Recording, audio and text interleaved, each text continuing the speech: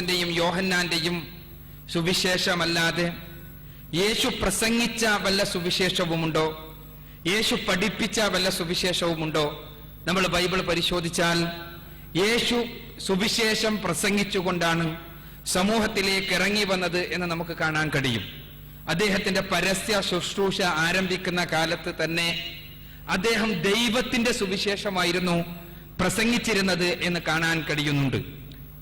മർക്കോസിന്റെ സുവിശേഷം 1-ാം അധ്യായത്തിലെ 14-15 വചനങ്ങളിൽ നമ്മൾ വായിക്കുന്നു, യോഹന്നാൻ ബന്ധനസ്ഥനായതിനു ശേഷം യേശു ദൈവത്തിന്റെ സുവിശേഷം പ്രസംഗിച്ചുകൊണ്ട് ഗലീലയിലേക്ക് ചെന്നു. യേശു പറഞ്ഞു, കാലം തികഞ്ഞിരിച്ചിരിക്കുന്നു, ദൈവരാജ്യം സമീപസ്ഥമായിരിക്കുന്നു, അതുകൊണ്ട് അനുതപിക്കുക, നിങ്ങൾ സുവിശേഷത്തിൽ വിശ്വസിക്കുക, എന്നിലും വിശ്വസിക്കുക. യേശു പ്രസംഗിച്ച സുവിശേഷം ദൈവത്തിന്റെ സുവിശേഷമാണ്. യേശു വിശ്വസിക്കാൻ പറഞ്ഞ സുവിശേഷം ദൈവത്തിന്റെ സുവിശേഷമാണ്. ആ സുവിശേഷം എന്തായിരുന്നു?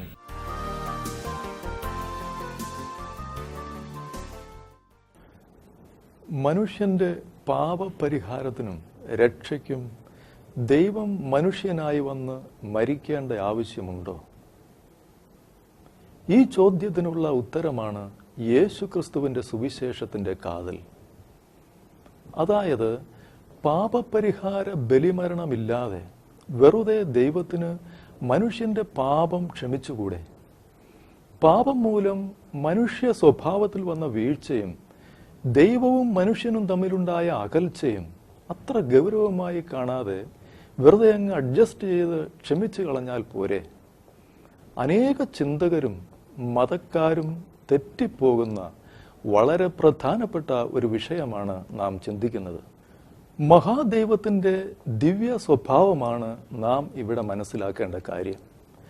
ആത്യന്തികമായി കാര്യങ്ങൾ നടക്കുന്നത് ദൈവ സ്വഭാവപ്രകാരമാണ്, മനുഷ്യന്റെ ചിന്തപ്രകാരമല്ല.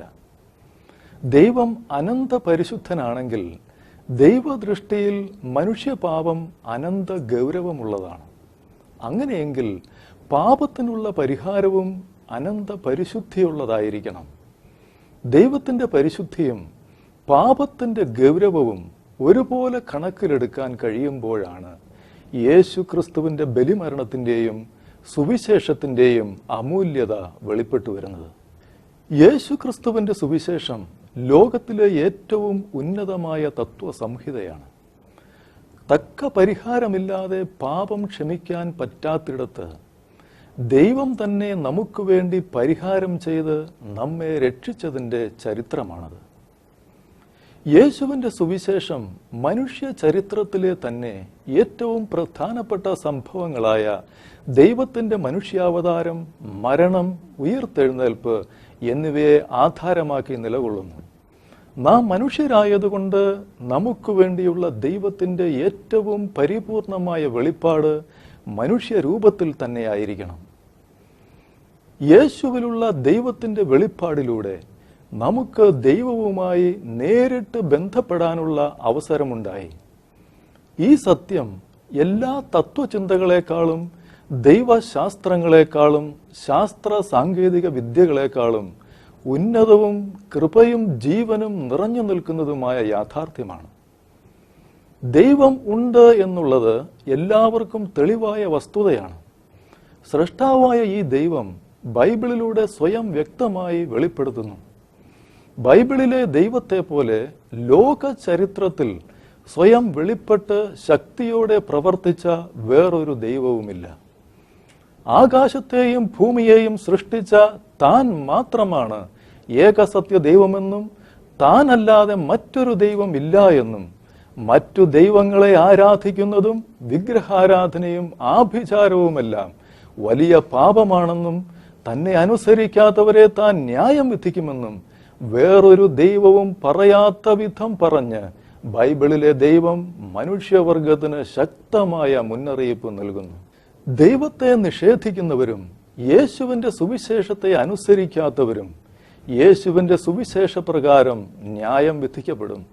ഈ ന്യായവിധിയുടെ കാരണം ബൈബിൾ വ്യക്തമാക്കുന്നു. അനീതി കൊണ്ട് സത്യത്തെ തടുക്കുന്ന മനുഷ്യരുടെ സകല അഭക്തിക്കും അനീതിക്കും നേരെ ദൈവത്തിന്റെ കോപം സ്വർഗത്തിൽ നിന്ന് വെളിപ്പെടുന്നു. ദൈവത്തെക്കുറിച്ച് അറിയാകുന്നത് അവർക്ക് തെളിവായിരിക്കുന്നു. ദൈവം അവർക്ക് വെളിവാക്കിയല്ലോ. അവന്റെ നിത്യശക്തിയും ദിവ്യത്വവുമായി അവന്റെ അദൃശ്യ ലക്ഷണങ്ങൾ ലോക സൃഷ്ടി മുതൽ അവന്റെ പ്രവൃത്തികളാൽ ബുദ്ധിക്ക് വെളിവായി വെളിപ്പെട്ടു വരുന്നു. അവർക്ക് പ്രതിവാദമില്ലാതിരിക്കേണ്ടതിന് തന്നെ. അവർ ദൈവത്തെ അറിഞ്ഞിട്ടും അവനെ ദൈവമെന്നോർത്ത് മഹത്വീകരിക്കുകയോ നന്ദി കാണിക്കുകയോ ചെയ്യാതെ തങ്ങളുടെ നിരൂപണങ്ങളിൽ വ്യർത്ഥരായി തീർന്നു. അവരുടെ വിവേകമില്ലാത്ത ഹൃദയം ഇരുണ്ടുപോയി.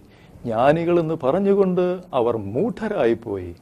അക്ഷയനായ ദൈവത്തിന്റെ തേജസ്സിനെ അവർ ക്ഷയമുള്ള മനുഷ്യൻ, പക്ഷി, നാൽക്കാലി, ഇഴജാതി എന്നിവയുടെ രൂപസാദൃശ്യമായി മാറ്റിക്കളഞ്ഞു. ദൈവത്തിന്റെ സത്യം അവർ വ്യാജമാക്കി മാറ്റിക്കളഞ്ഞു. സൃഷ്ടിച്ചവനേക്കാൾ സൃഷ്ടിയെ ഭജിച്ച് ആരാധിച്ചു. അവൻ എന്നേക്കും വാഴ്ത്തപ്പെട്ടവൻ. ആമേൻ. അനന്തജ്ഞാനിയായ ദൈവത്തിന്റെ പദ്ധതിയിൽ മനുഷ്യരക്ഷയ്ക്കുള്ള ഏക മാർഗം യേശുക്രിസ്തുവിന്റെ രക്തബലിയിലുള്ള സുവിശേഷമാണ്. അതായത് ദൈവം മനുഷ്യനായി വന്ന് മനുഷ്യർക്കു വേണ്ടി മരിക്കാതെ മനുഷ്യനു രക്ഷ പ്രാപിക്കാൻ കഴിയാത്ത വിധം നാശകരമായ അവസ്ഥയിലാണ് മനുഷ്യനായിരിക്കുന്നത്. സാത്താനാൽ വഞ്ചിക്കപ്പെട്ട മനുഷ്യവർഗം സാത്താന്റെയും പാപത്തിന്റെയും ലോകത്തിന്റെയും മരണത്തിന്റെയും കടുത്ത അടിമത്തത്തിലും ബന്ധനത്തിലുമാണ് ആയിരിക്കുന്നത്. മനുഷ്യനെ ദൈവത്തിൽ നിന്ന് അകറ്റി നിർത്താനുള്ള ആയുധങ്ങളായി പാപത്തെയും ലോകത്തെയും മരണത്തെയും സാത്താൻ ഉപയോഗിച്ചുകൊണ്ടിരിക്കുന്നു. സാത്താൻ മനുഷ്യനെ ലോകമോഹത്തിന്റെയും പാപസുഖത്തിന്റെയും ആഴത്തിൽ മുക്കി കൊന്നുകൊണ്ടിരിക്കുകയാണ്. എല്ലാ മനുഷ്യരും പാപം ചെയ്ത് പാപത്തിന് അടിമകളായി തീർന്നു. ഏക സത്യദൈവത്തിന്റെ സ്വഭാവത്തെ മനുഷ്യൻ ലംഘിക്കുന്നതാണ് പാപം. പാപം മുഖാന്തരമായി മനുഷ്യന്റെ അകം ഒരു യുദ്ധക്കളമായി മാറി. അങ്ങനെ മനുഷ്യന്റെ ആത്മാവും മനസ്സും ശരീരവും പരസ്പരം യോജിപ്പില്ലാതെ ഒന്ന് മറ്റൊന്നിന് വിരോധമായി പ്രവർത്തിച്ചു തുടങ്ങി. മാത്രമല്ല, മനുഷ്യർ പരസ്പരമുള്ള ബന്ധവും പാപം മൂലം തകരാറിലായി. പാപം സാത്താന്റെ സ്വത്താണ്. പാപം ചെയ്യുന്നവർ സാത്താന്റെ അവകാശമായി തീരുന്നു. സ്വാർത്ഥത, അത്യാഗ്രഹം, അഹങ്കാരം, അസൂയ, വിഗ്രഹാരാധന, ആഭിചാരം, മദ്യപാനം മുതലായ ജഡത്തിന്റെ പ്രവൃത്തികളെല്ലാം അകത്തെ പാപത്തിന്റെ പ്രതിഫലനങ്ങളാണ്. പാപം എന്നത് മനുഷ്യന് മഹാപ്രശ്നമാണ്. മനുഷ്യവർഗത്തിന്റെ ഏറ്റവും അടിസ്ഥാന പ്രശ്നമാണ് പാപം. എന്നാൽ പാപം മൂലം ആത്മീയ അന്ധത ബാധിച്ച മനുഷ്യന് തന്റെ യഥാർത്ഥ പ്രശ്നം പാപമാണെന്ന് സമ്മതിക്കാൻ കഴിയുന്നില്ല. ദൈവ സ്വഭാവത്തിന്റെയും ദൈവകൽപ്പനയുടെയും ലംഘനമാണ് പാപം. പാപം മൂലം എല്ലാ മനുഷ്യരും ദൈവകോപത്തിൽ ജീവിക്കുന്ന അത്യന്തം അപകടകരമായ ഈ അവസ്ഥയ്ക്ക് ഒരു പരിഹാരമുണ്ട്. പാപത്തിന്റെ ചരിത്ര പശ്ചാത്തലവും മനുഷ്യന്റെ അധപ്പതിച്ച അവസ്ഥയും നാം വ്യക്തമായി മനസ്സിലാക്കണം. ദൈവം മനുഷ്യനെ പുരുഷനും സ്ത്രീയുമായി സ്വന്തം ഛായയിലും സാദൃശ്യത്തിലും സ്വന്തമായി ചിന്തിക്കാനും തീരുമാനമെടുക്കാനും കഴിവുള്ളവനായും ധാർമ്മിക ബോധം ഉള്ളവനായും മണ്ണിൽ നിന്ന് മെനഞ്ഞുണ്ടാക്കി. മനുഷ്യൻ പരിണാമഫലമായി ഉരുത്തിരിഞ്ഞു വന്നതല്ല. ദൈവം സ്വന്തം ഛായയിലും സാദൃശ്യത്തിലും മനുഷ്യനെ സൃഷ്ടിച്ചു. ദൈവം ഭൂമിയിലെ പൊടി കൊണ്ട് മനുഷ്യനെ നിർമ്മിച്ചിട്ട് അവന്റെ മൂക്കിൽ ജീവശ്വാസം ഊതി. അങ്ങനെ മനുഷ്യൻ ജീവനുള്ള ആത്മാവായി തീർന്നു. ദൈവം മനുഷ്യനെ പാപമില്ലാതെ കളങ്കമറ്റവനായും പൂർണ്ണതയുള്ള സ്വതന്ത്ര മനസ്സോടുകൂടിയുമാണ് സൃഷ്ടിച്ചത്. മനുഷ്യനും ദൈവവുമായി പരസ്പര സ്നേഹബന്ധവും കൂട്ടായ്മയും നിലനിർത്തുന്നതിനും ദൈവത്തെ മഹത്വപ്പെടുത്തുന്നതിനും വേണ്ടിയാണ് ആത്മാവായ ദൈവം മനുഷ്യനെ ആത്മാവുള്ളവനായി ഭൂമിയിൽ സൃഷ്ടിച്ചത്. ദൈവം മനുഷ്യനെ സൃഷ്ടിച്ചതിന്റെ ഉദ്ദേശം മനുഷ്യൻ ദൈവത്തെ ആരാധിക്കുകയും സേവിക്കുകയും ചെയ്ത് മഹത്വപ്പെടുത്തുക വഴി ദൈവവുമായി കൂട്ടായ്മയിൽ ആയിരിക്കുവാനാണ്.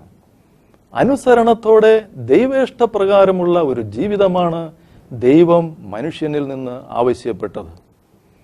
ദൈവം സകല പ്രപഞ്ചത്തിന്റെയും ജീവജാലങ്ങളുടെയും സൃഷ്ടാവാണ്. ദൈവം സൃഷ്ടിച്ചിട്ടുള്ളവരിൽ ഏറ്റവും ഉന്നതനായിരുന്നു ലൂസിഫർ. ലൂസിഫർ സ്വർഗത്തിലായിരുന്ന കാലത്ത് തന്റെ ഹൃദയത്തിൽ അഹങ്കരിക്കുകയും ദൈവത്തെ അട്ടിമറിക്കാൻ ശ്രമിക്കുകയും ചെയ്തു.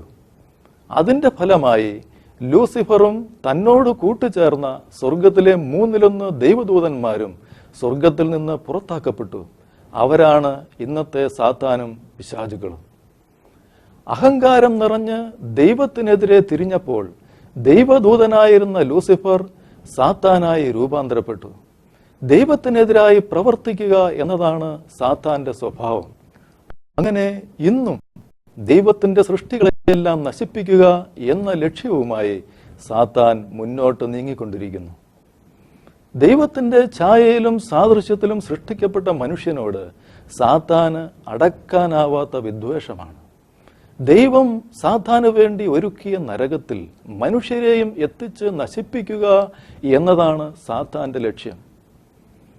മനുഷ്യൻ സാത്താന്റെ പ്രേരണയാൽ ദൈവത്തോട് അനുസരണക്കേട് കാണിച്ച് പാപം ചെയ്യുകയും അങ്ങനെ ദൈവകൃപയിൽ നിന്ന് വീണുപോകുകയും ചെയ്തു. മനുഷ്യൻ ആത്മീയമായി മരിച്ച് ദൈവത്തിൽ നിന്ന് അകന്നുപോയി. അങ്ങനെ ലോകത്തിൽ പാപവും രോഗവും മരണവും കടന്നു. മനുഷ്യൻ സാത്താനെ അനുസരിച്ച് സാത്താന്റെ നിയന്ത്രണത്തിൽ അകപ്പെട്ട് ജന്മന പാപം നിറഞ്ഞ സ്വഭാവ പ്രകൃതിയുള്ളവനായി. അതിനാൽ സ്വയം രക്ഷിക്കുവാനോ സ്വന്തം പരിശ്രമവും യോഗ്യതകളും കൊണ്ട് ദൈവവുമായുള്ള ബന്ധം വീണ്ടെടുക്കുവാനോ കഴിയാത്ത വിധം മനുഷ്യൻ അധപ്പതിച്ചു. ദൈവത്തിന് സ്വീകാര്യമായ നിലവാരത്തിൽ ചിന്തിക്കാനും പ്രവർത്തിക്കാനും മനുഷ്യന് കഴിവില്ലാതായി. പാപം മനുഷ്യനെ നിത്യമരണത്തിനും നിത്യനരകത്തിനും അർഹനാക്കി. പാപം ചെയ്യുന്ന ആത്മാവ് മരിക്കും എന്നാണ് ദൈവപ്രമാണം. അതിനാൽ ദുഷ്ടനായ സാത്താൻ ദൈവകൽപ്പന ലംഘിപ്പിച്ച് പാപം ചെയ്യാൻ മനുഷ്യനെ പ്രേരിപ്പിച്ചു. സാത്താൻ സർപ്പരൂപത്തിൽ വന്ന് നുണ പറഞ്ഞ് മനുഷ്യനെ വഞ്ചിച്ചു. മനുഷ്യൻ സാത്താൻ പറഞ്ഞ നുണ വിശ്വസിച്ച് സാത്താനെ അനുസരിച്ചു. അങ്ങനെ മനുഷ്യൻ ദൈവത്തെ അവിശ്വസിച്ച് ദൈവത്തോട് അനുസരണക്കേട് കാണിച്ച് പാപം ചെയ്തു. പാപം മൂലം മനുഷ്യന്റെ ആത്മാവ് മരിച്ചു. ഇപ്രകാരം മനുഷ്യന് ദൈവത്തോടുണ്ടായിരുന്ന തൻ്റെ ബന്ധം നഷ്ടമായി. അങ്ങനെ മനുഷ്യൻ സാത്താന്റെ അടിമത്തം അനുഭവിക്കുക മാത്രമല്ല ആസ്വദിക്കുകയും ചെയ്യുന്ന ശോചനീയമായ അവസ്ഥയിലേക്ക് അധപ്പതിച്ചു. പാപം ദൈവത്തിന്റെ സൃഷ്ടിയല്ല. ദൈവഹിതത്തിനെതിരായി പ്രവർത്തിച്ച മനുഷ്യഹിതമാണ് പാപം. അങ്ങനെ മനുഷ്യൻ ദൈവഹിതത്തിന് വിരുദ്ധമായി സ്വന്തം ഹിതം ചെയ്ത് ദൈവത്തിൽ നിന്ന് അകന്നുപോയി. അതാണ് മരണം. പാപം മൂലം ആദത്തിന്റെ ആത്മാവ് മരിച്ചപ്പോൾ ആദത്തിൽ എല്ലാ മനുഷ്യരുടെയും ആത്മാക്കൾ മരിച്ചു. കാരണം പാപത്തിന്റെ കൂലി മരണമാകുന്നു. ആദത്തിന്റെ പാപത്തിന് ശേഷം മനുഷ്യ സ്വഭാവം പാപപ്രകൃതമുള്ളതായി തീർന്നു. ആദത്തിന്റെ സന്തതികൾ എല്ലാവരും പാപത്തിൽ മരിച്ച ആത്മാവോടുകൂടി ജനിക്കുകയും അങ്ങനെ അവർ ആത്മീയമായി സാത്താന്റെ മക്കളായി തീരുകയും ചെയ്തു. എല്ലാവരും പാപം ചെയ്തു. അങ്ങനെ എല്ലാവരും പാപത്തിനും സാത്താനും അടിമപ്പെട്ടു. മനുഷ്യ പാപത്തിന് 2 തലങ്ങളുണ്ട്. ഒന്നാമതായി എല്ലാ മനുഷ്യരിലും ജന്മന ആരോപിക്കപ്പെട്ടിരിക്കുന്ന പാപമുണ്ട്. ഇത് ആദാമിൽ നിന്ന് ജനിച്ച എല്ലാവർക്കും പൈതൃകമായി വന്നു ഭവിച്ചിരിക്കുന്ന ജന്മപാപത്തെയാണ് സൂചിപ്പിക്കുന്നത്. ജന്മപാപം ഭൗമിക പിതാവുള്ള എല്ലാ മനുഷ്യരിലും വ്യാപരിച്ചിരിക്കുന്നു. മരണം വരെ പാപത്തിന്റെ പ്രകൃതം മനുഷ്യനിൽ അവശേഷിക്കുന്നു. രണ്ടാമതായി എല്ലാവർക്കും വ്യക്തിപരമായ പാപവുമുണ്ട്. മനുഷ്യന് ജന്മനാ പാപപ്രകൃതമുള്ളതിനാൽ അവൻ പാപം ചെയ്യുന്നു. അവൻ പാപിയായതുകൊണ്ടാണ് പാപം ചെയ്യുന്നത്. വ്യക്തിപരമായ പാപത്തിൽ ജഡത്തിന്റെ പ്രവൃത്തികൾ, മാനസിക പാപങ്ങൾ, നാവിന്റെ പാപങ്ങൾ, കൊലപാതകം, വ്യഭിചാരം, മോഷണം മുതലായ പരസ്യമായ പാപങ്ങൾ എന്നിവയെല്ലാം ഉൾപ്പെടുന്നു. പാപം ചെയ്തത് മൂലം മനുഷ്യർ മരണത്തിനും നരകത്തിലുള്ള നിത്യശിക്ഷയ്ക്കും അർഹരായി തീർന്നു. അങ്ങനെ ദൈവത്തോടുകൂടി വസിക്കുക എന്ന നിത്യ സൗഭാഗ്യം നഷ്ടമാകുകയും നരകത്തിലെ നിത്യശിക്ഷ വിധിക്കപ്പെടുകയും ചെയ്തിരിക്കുന്നു എന്ന ഏറ്റവും പരിതാപകരമായ അവസ്ഥയാണ് മനുഷ്യനുള്ളത്. ദൈവ സ്വഭാവത്തിനെതിരായി മനുഷ്യനിലൂടെ പ്രവർത്തിക്കുന്ന സാത്താന്റെ സ്വാധീനവും ശക്തിയും സ്വഭാവവുമാണ് പാപം. അവ ജഡത്തിന്റെ പ്രവൃത്തികളായി മനുഷ്യനിൽ പ്രകടമാകുന്നു. ദുർനടപ്പ്, അശുദ്ധി, ദുഷ്കാമം, വിഗ്രഹാരാധന, ആഭിചാരം, പക, പിണക്കം, ജാരശങ്ക, ക്രോധം, ശാഠ്യം, ദ്വന്ദ്വപക്ഷം, ഭിന്നത, അസൂയ, മദ്യപാനം, വെറിക്കൂത്ത് എന്നിവയാണ് ജഡത്തിന്റെ പ്രവൃത്തികൾ. പാപം മൂലം മനുഷ്യൻ സാത്താന്റെ അടിമത്തത്തിലായി. എല്ലാ മനുഷ്യരും ജന്മസ്വഭാവത്താലും സ്വതന്ത്ര തീരുമാനത്താലും പാപികളാണ്. അതിനാൽ എല്ലാ മനുഷ്യരും സാത്താന്റെ അടിമകളും ദൈവത്തിന്റെ ന്യായവിധിക്കും നരകത്തിനും അർഹരുമാണ്. മനുഷ്യന്റെ അകത്തെ പാപത്തെ സമൂഹത്തിലേക്ക് വ്യാപിപ്പിച്ച് പാപപങ്കിലമായ ഒരു ലോക വ്യവസ്ഥിതിക്ക് സാത്താൻ രൂപം കൊടുക്കുന്നു. മനുഷ്യനെ പാപച്ചങ്ങല കൊണ്ട് ബന്ധിച്ച് ലോകമോഹങ്ങളിൽ അന്ധനാക്കി ദൈവത്തിൽ നിന്ന് അകറ്റി നിർത്തുന്ന ഈ ലോക സംവിധാനത്തെ മഹതിയാം ബാബിലോൺ, വേശ്യമാരുടെയും മ്ലേച്ഛതകളുടെയും മാതാവ് എന്നാണ് ബൈബിൾ വിളിക്കുന്നത്. മരണം മനുഷ്യന്റെ ഏറ്റവും വലിയ ശത്രുവാണ്. മരണം സകല ഭയാനതകളുടെയും രാജാവും പറഞ്ഞറിയിക്കാനാവാത്ത ദുരന്തവും ഒഴിവാക്കാനാവാത്ത കുടുക്കുമാണ്. മരണത്തിന്റെ മുമ്പിൽ മനുഷ്യൻ നിസ്സഹായനാണ്. മരണം മനുഷ്യന് തൊട്ടറിയാവുന്ന യാഥാർത്ഥ്യമാണ്. പാപത്തിന്റെ ശമ്പളമാണ് മരണം. മനുഷ്യന് പാപമുണ്ടെന്നും മനുഷ്യൻ പാപിയാണെന്നുമുള്ള വസ്തുതയുടെ തെളിവാണ് മരണം. തങ്ങളായിരിക്കുന്ന നാശകരമായ ഈ ബന്ധനത്തിന്റെ അവസ്ഥയിൽ നിന്ന് സ്വയം വിടുവിക്കപ്പെട്ട് രക്ഷ പ്രാപിക്കുക എന്നത് മനുഷ്യന് അസാധ്യമായ കാര്യമാണ്. മനുഷ്യന് രക്ഷ പ്രാപിക്കാൻ സർവശക്തനായ ഒരു രക്ഷകനെ ആവശ്യമുണ്ട്. സർവശക്തനും സ്നേഹസമ്പന്നനുമായ ദൈവത്തിന് മനുഷ്യരൂപമെടുത്ത് മനുഷ്യനെ രക്ഷിക്കുന്നതിന് ഒരു തടസ്സവുമില്ല. കാരണം ദൈവം സർവശക്തനാണ്. പഴയ നിയമം മുഴുവനും ദൈവം മനുഷ്യരൂപം എടുക്കുന്നതിനുള്ള തയ്യാറെടുപ്പിന്റെ രേഖാചിത്രമാണ്. കാലത്തിന്റെ പൂർത്തീകരണത്തിൽ ദൈവം യേശുക്രിസ്തുവിൽ മനുഷ്യരൂപമെടുത്തു. മനുഷ്യവർഗം പരാജയപ്പെട്ട മേഖലകളിലെല്ലാം യേശു മനുഷ്യന് പകരമായി ജയമെടുത്തു. പാപം ചെയ്ത മനുഷ്യന് അർഹമായ ശിക്ഷ കൊടുക്കുക എന്നത് ദൈവനീതിയാണ്. ദൈവം നീതിമാനും പരിശുദ്ധനുമായതുകൊണ്ട് മനുഷ്യപാപത്തിന് തക്ക പരിഹാരം ലഭിക്കാതെ ദൈവത്തിന് മനുഷ്യനെ സഹായിക്കുക സാധ്യമല്ലായിരുന്നു. അതേസമയം തന്നെ മനുഷ്യപാപത്തിന് പരിഹാരമൊന്നും ലഭിക്കാതെ മനുഷ്യവർഗം മുഴുവനും നശിച്ചു പോകുന്നത് സ്നേഹസമ്പന്നനായ ദൈവത്തിന് അനുവദിക്കാനും കഴിഞ്ഞില്ല. തന്റെ പാപത്തിന് സ്വയമായി പരിഹാരം കണ്ടെത്താൻ കഴിവില്ലാത്ത മനുഷ്യനെ സഹായിക്കാൻ ദൈവത്തിന്റെ സ്നേഹം ദൈവത്തെ നിർബന്ധിച്ചു. അതിനാൽ മനുഷ്യവർഗത്തിന്റെ പാപത്തിന്റെ ശിക്ഷ സ്വയം ഏറ്റെടുത്ത് മനുഷ്യപാപത്തിന് പരിഹാരം ചെയ്ത് മനുഷ്യവർഗത്തിന് രക്ഷാമാർഗം തുറക്കാൻ ദൈവം തീരുമാനിച്ചു. മനുഷ്യവർഗത്തിന്റെ പാപത്തിന്റെ ശിക്ഷ യേശു അനുഭവിച്ചു. മനുഷ്യവർഗത്തിന്റെ പാപത്തിന്റെ ശിക്ഷ ദൈവം യേശു ക്രിസ്തുവിൽ സ്വയം ഏറ്റെടുത്ത് മനുഷ്യനെ രക്ഷിച്ചു.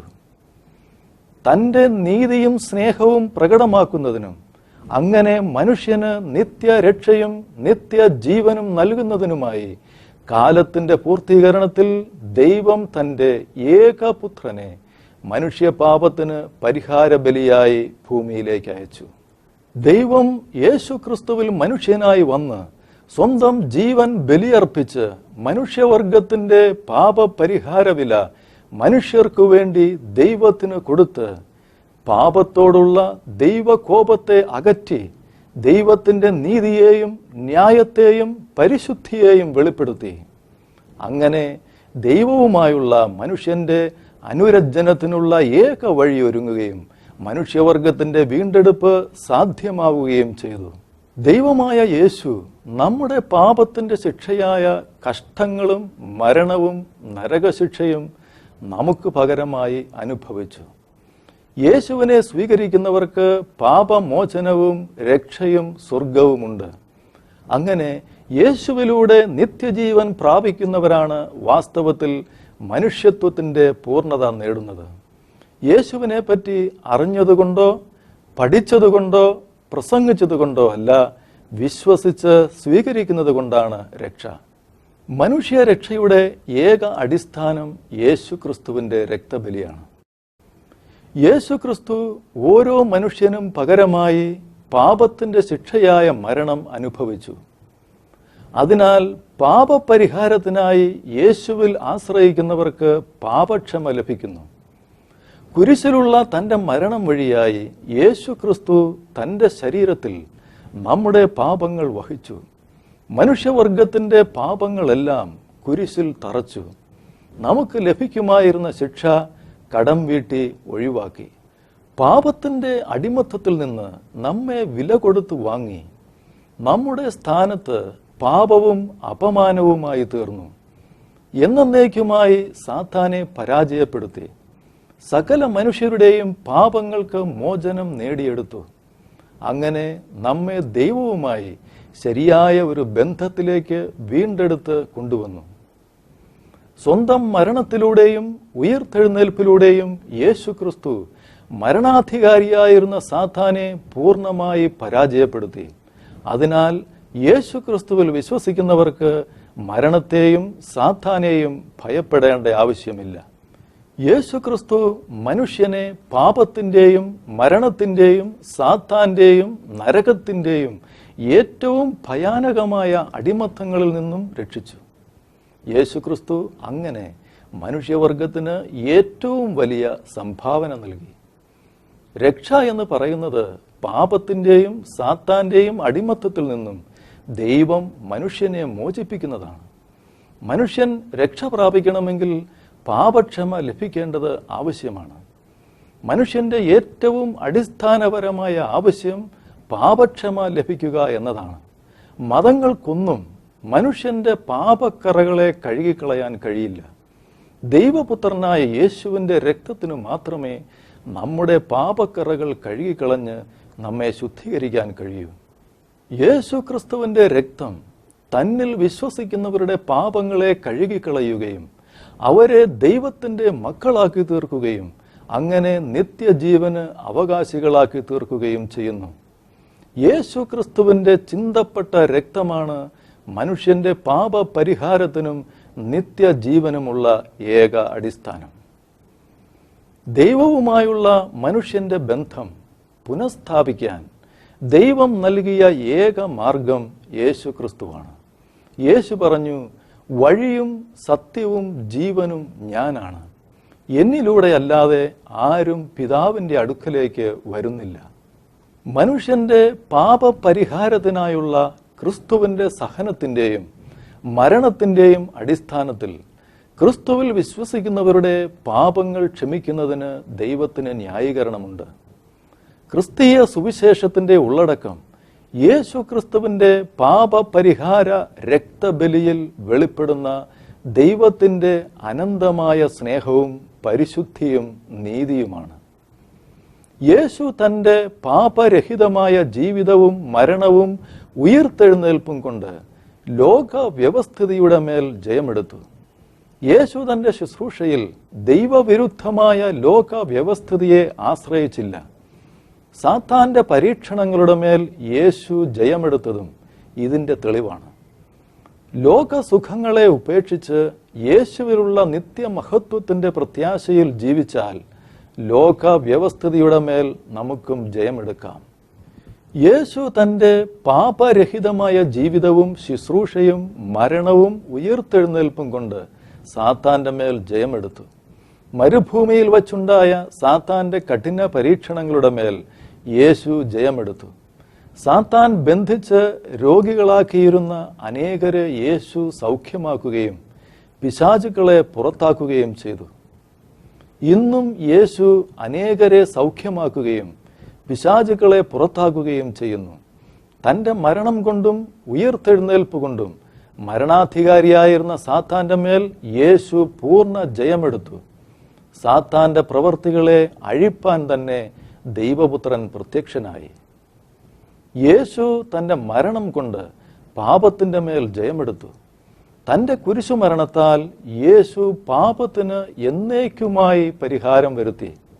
നാം പാപം സംബന്ധിച്ച് മരിച്ച് നീതിക്ക് ജീവിക്കേണ്ടതിന് യേശു തൻ്റെ ശരീരത്തിൽ നമ്മുടെ പാപങ്ങളെ ചുമന്നുകൊണ്ട് ക്രൂശിന്മേൽ കയറി. അവൻ്റെ അടിപ്പിണരാൽ നിങ്ങൾക്ക് സൗഖ്യം വന്നിരിക്കുന്നു. പാപമില്ലാത്തവൻ നമുക്ക് വേണ്ടി ശാപവും പാപവുമായി തീർന്നു. നമ്മുടെ പാപത്തിൻ്റെ ശിക്ഷയായ മരണം അനുഭവിച്ച് യേശു കുരിശിൽ മരിച്ചു. പാപത്തോടുള്ള ദൈവകോപത്തിൻ്റെ ശിക്ഷ നമ്മുടെ മേലാകാതെ യേശുവിൻ്റെ മേലായി. അവൻ നമ്മുടെ അതിക്രമങ്ങൾ നിമിത്തം മുറിവേറ്റും നമ്മുടെ അകൃത്യങ്ങൾ നിമിത്തം തകർന്നുമിരിക്കുന്നു. നമ്മുടെ സമാധാനത്തിനായുള്ള ശിക്ഷ അവൻ്റെ മേൽ ആയി. അവൻ്റെ അടിപ്പിണരുകളാൽ നമുക്ക് സൗഖ്യം വന്നിരിക്കുന്നു. അവൻ്റെ പ്രാണൻ ഒരു അകൃത്യയാഗമായി തീർന്നു. യേശുവിൻ്റെ കുരിശുമരണത്തിൽ പാപമില്ലാത്തവനെ കൊന്നതുകൊണ്ട് മനുഷ്യൻ പാപിയാണെന്നും പാപികൾക്ക് വേണ്ടി ജീവൻ കൊടുത്തതുകൊണ്ട് ദൈവം സ്നേഹമാണെന്നും തെളിഞ്ഞു. യേശുവിൻ്റെ കുരിശുമരണത്തിൽ പാപികളായ നമ്മോടുള്ള ദൈവത്തിൻ്റെ കരുണയും പാപത്തെ ശിക്ഷിക്കുക എന്ന ദൈവത്തിൻ്റെ നീതിയും തമ്മിൽ പരസ്പരം ചുംബിച്ച് സമാധാനം സ്ഥാപിച്ചു. അങ്ങനെ യേശു പാപം എന്ന പ്രശ്നത്തിന് എന്നേക്കുമായി പരിഹാരം വരുത്തുകയും ദൈവവും മനുഷ്യനുമായുള്ള സമാധാനത്തിൻ്റെ വാതിൽ തുറക്കുകയും ചെയ്തു. അങ്ങനെ ലോക ചരിത്രത്തിലെയും ദൈവചരിത്രത്തിലെയും ഏറ്റവും മൂല്യമേറിയ നിമിഷമാണ് യേശുവിൻ്റെ കുരിശുമരണം. അവിടെ ദൈവത്തിൻ്റെ അനന്തമായ കരുണയും സ്നേഹവും നീതിയും അനന്തമൂല്യമുള്ള പാപപരിഹാര യാഗത്തിൽ കണ്ടുമുട്ടി. അങ്ങനെ ദൈവസ്നേഹത്തിൻ്റെ ഏറ്റവും പ്രകടമായ തെളിവാണ് യേശുവിൻ്റെ കുരിശുമരണം. യേശു പ്രാണനെ വിട്ടപ്പോൾ മന്ദിരത്തിലെ തിരശ്ശീല മേൽതൊട്ട് അടിയോളം രണ്ടായി ചീന്തിപ്പോയി. ഭൂമി കുലുങ്ങി, പാറകൾ പിളർന്നു, കല്ലറകൾ തുറന്നു. നിദ്ര പ്രാപിച്ച വിശുദ്ധന്മാരുടെ ശരീരങ്ങൾ പലതും ഉയർത്തെഴുന്നേറ്റ് അവൻ്റെ പുനരുത്ഥാനത്തിൻ്റെ ശേഷം കല്ലറകളെ വിട്ട് വിശുദ്ധ നഗരത്തിൽ ചെന്ന് പലർക്കും പ്രത്യക്ഷമായി. ശതാധിപനും അവനോടുകൂടെ യേശുവിനെ കാത്തുനിന്നവരും ഭൂകമ്പം മുതലായി സംഭവിച്ചത് കണ്ടിട്ട് അവൻ ദൈവപുത്രനായിരുന്നു സത്യം എന്ന് പറഞ്ഞ് ഏറ്റവും ഭയപ്പെട്ടു. യേശു തൻ്റെ ഉയർത്തെഴുന്നേൽപ്പിനാൽ മരണത്തിൻ്റെ മേലും മരണാധികാരിയായിരുന്ന സാത്താൻ്റെ മേലും ജയമെടുത്തു. മനുഷ്യന്റെ ഏറ്റവും വലിയ ശത്രുവായ മരണത്തെ തോൽപ്പിക്കാൻ യേശു മരണത്തിൻ്റെ ഏറ്റവും ഭീകരമായ അനുഭവത്തിലേക്ക് ഇറങ്ങി മരണത്തോട് ഏറ്റുമുട്ടി. മരണം അനുഭവിച്ചു. മരണത്തെ യേശു തൻ്റെ ഉയിർപ്പിനാൽ കീഴടക്കി. ഉയർത്തെഴുന്നേൽപ്പ് മനുഷ്യവർഗത്തിൻ്റെ ഏറ്റവും വലിയ ആവശ്യവും ആഗ്രഹവുമായിരുന്നു. മരണത്തിൻ്റെ മഹാശക്തിയെ യേശു തൻ്റെ ഉയിർപ്പിൻ്റെ ശക്തിയാൽ കീഴടക്കി. യേശു മരിച്ചവനായിരുന്നു, എന്നാൽ ഇതാ എന്നേക്കും ജീവിച്ചിരിക്കുന്നു. മരണത്തിൻ്റെയും പാതാളത്തിൻ്റെയും താക്കോൽ യേശുവിൻ്റെ കൈവശമുണ്ട്. യേശുവിൽ വിശ്വസിക്കുന്നവൻ മരിച്ചാലും ജീവിക്കും. അങ്ങനെ മനുഷ്യന്റെ ഏറ്റവും ഭയങ്കര ശത്രുവായ മരണത്തെ തോൽപ്പിച്ചുകൊണ്ടുള്ള യേശുവിൻ്റെ ഉയർത്തെഴുന്നേൽപ്പ് മനുഷ്യവർഗത്തെ മുഴുവൻ അടിമയാക്കി വച്ചിരുന്ന ലോകം, പാപം, മരണം, പിശാച് എന്നിവയെ യേശു തോൽപ്പിച്ചതിൻ്റെ തെളിവാണ്. ഇങ്ങനെ യേശുവിൽ പാപത്തിൻ്റെയും മരണത്തിൻ്റെയും അതിഭയങ്കരമായ നിയമങ്ങൾ തകർന്നടിയുകയും ജീവന്റെയും ആത്മാവിൻ്റെയും ആശ്വാസ നിയമങ്ങൾ വാഴുകയും ചെയ്യുന്നു. ഇങ്ങനെ സമ്പൂർണ്ണ ജയാളിയായ യേശുവിലുള്ള വിശ്വാസത്താൽ നമുക്ക് മനുഷ്യവർഗത്തിൻ്റെ ഈ ശത്രു സംഘത്തിന്മേൽ സമ്പൂർണ്ണ ജയമെടുക്കാൻ കഴിയും. മനുഷ്യനോടുള്ള അഗാധമായ സ്നേഹം നിമിത്തം ദൈവം യേശുവിൽ മനുഷ്യരൂപമെടുത്ത് മനുഷ്യപാപത്തിൻ്റെ ശിക്ഷയായ മരണം കാൽവരി കുരിശിൽ അനുഭവിച്ചു. മനുഷ്യന്റെ പാപപങ്കിലമായ ഹൃദയത്തെ കഴുകി ശുദ്ധീകരിക്കാൻ മഹാപരിശുദ്ധനായ ദൈവം സ്വന്തം ചങ്കിലെ രക്തം ക്രൂശിലൂടെ നമുക്ക് നൽകി. അങ്ങനെ യേശു കുരിശിൽ മരിച്ച് അടക്കപ്പെട്ട് മൂന്നാം നാൾ മനുഷ്യന്റെ ഏറ്റവും ഭയങ്കര ശത്രുവായ മരണത്തെ തോൽപ്പിച്ച് ഉയർത്തെഴുന്നേൽക്കുകയും ചെയ്തു. അങ്ങനെ മനുഷ്യവർഗത്തെ മുഴുവനും അടിമയാക്കി വച്ചിരുന്ന ലോകം, പാപം, മരണം, പിശാച് എന്നീ ശത്രുക്കളെ യേശു തോൽപ്പിച്ചു. ഈ യേശുവിലുള്ള വിശ്വാസത്താൽ മാത്രമേ നമുക്ക് ഈ ശത്രു സംഘത്തിന്മേൽ ജയമെടുക്കാൻ കഴിയൂ. തൻ്റെ പാപത്തെക്കുറിച്ച് പശ്ചാത്തപിക്കുന്ന ഒരു വ്യക്തിയോട് ദൈവം ക്ഷമിക്കുന്നത് ചരിത്ര സംഭവങ്ങളായ യേശു ക്രിസ്തുവിൻ്റെ മരണത്തിൻ്റെയും ഉയിർപ്പിൻ്റെയും അടിസ്ഥാനത്തിലാണ്.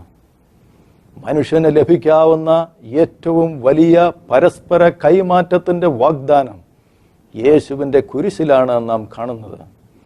താങ്കളുടെ പാപത്തെക്കുറിച്ച് താങ്കൾ പശ്ചാത്തപിക്കുന്നുവെങ്കിൽ യേശു ക്രിസ്തുവിൻ്റെ അടുക്കിലേക്ക് വന്ന് പാപക്ഷമയും ദൈവത്തിൻ്റെ നീതിയും വിശ്വാസത്താൽ ദാനമായി സ്വീകരിക്കുക. ഇതിൽ നിന്നെല്ലാം യേശു ക്രിസ്തു ദൈവമാണ് എന്ന സത്യം വെളിപ്പെട്ടു വരുന്നു. മനുഷ്യനു വേണ്ടിയുള്ള ദൈവത്തിൻ്റെ ഏറ്റവും ഉന്നതമായ വെളിപ്പാടാണ് യേശു. നാം മനുഷ്യരായതുകൊണ്ട് നമുക്ക് വേണ്ടിയുള്ള ദൈവത്തിൻ്റെ ഏറ്റവും പരിപൂർണമായ വെളിപ്പാട് മനുഷ്യരൂപത്തിൽ തന്നെ ആയിരിക്കണം. യേശുവിലുള്ള ദൈവത്തിൻ്റെ സമ്പൂർണ്ണ വെളിപ്പാടിലൂടെ നമുക്ക് ദൈവവുമായി നേരിട്ട് ബന്ധപ്പെടാം. യേശുവിനെ കാണുന്നവർ ദൈവത്തെ കാണുന്നു. യേശുവിനെ വിശ്വസിക്കുന്നവർ ദൈവത്തെ വിശ്വസിക്കുന്നു. യേശുവിനെ നിഷേധിക്കുന്നവർ ദൈവത്തെ നിഷേധിക്കുന്നു. യേശുവിൻ്റെ സുവിശേഷം ഏറ്റവും ഉന്നതമായ തത്വചിന്തയാണ്. ഇത് തള്ളിക്കളയുന്നവർക്ക് ഒരിക്കലും ഇതിനേക്കാൾ ഉന്നതമായ മറ്റൊരു വിശ്വാസ സംഹിത കണ്ടുപിടിക്കാൻ കഴിയില്ല. അതിനാൽ താങ്കൾ ജീവനോടിരിക്കുന്ന ഇന്ന് ഹൃദയം കഠിനമാക്കാതെ വിവേകപൂർണമായ തീരുമാനമെടുക്കൂ. ദൈവം നിങ്ങളെ അനുഗ്രഹിക്കട്ടെ.